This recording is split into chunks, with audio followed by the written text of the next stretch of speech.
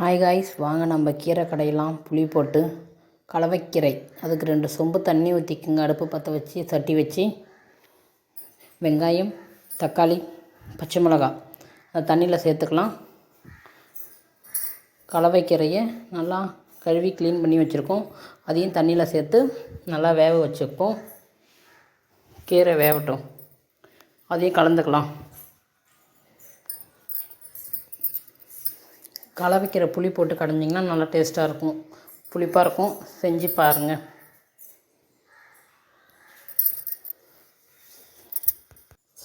சட்டி இருந்தால் சட்டியில் கடைஞ்சிக்குங்க, இல்லைனா நீங்கள் உங்கள் தகுந்த மாதிரி எதில் கடைஞ்சிக்கிறீங்க கடைஞ்சிக்குங்க. எல்லாத்தையும் அடிக்கடி இந்தமாரி கலந்து விடுங்க. அப்போ தான் கீரை எல்லாம் கீரையும் ஒன்றா சேர்ந்து வேவும்.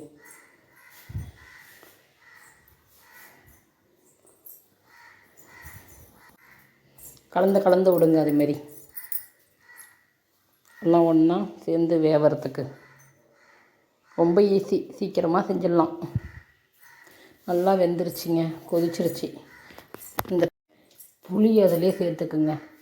எலுமிச்சம்பழம் அளவு புளி அவங்க தண்ணியிலே போட்டுக்கலாம். அது கொஞ்சம் நேரம் வெந்தோடனே அது மாதிரி கலக்கி விடுங்க. புளியும் கீரை எல்லாத்தையும் சேர்த்து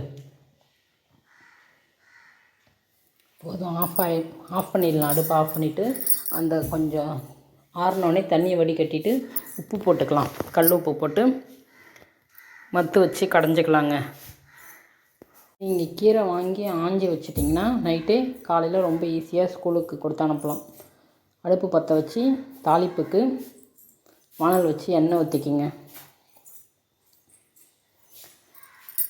வடகம் எடுத்துக்கலாம் தாளிப்புக்கு. கீரைக்கு வடகம் போட்டால் நல்லா டேஸ்ட்டாக இருக்குங்க. காஞ்ச மிளகா ஒரு 3 காஞ்ச மிளகாவை சின்ன சின்னதாக கட் பண்ணி வச்சுருக்கேன், அதையும் சேர்த்து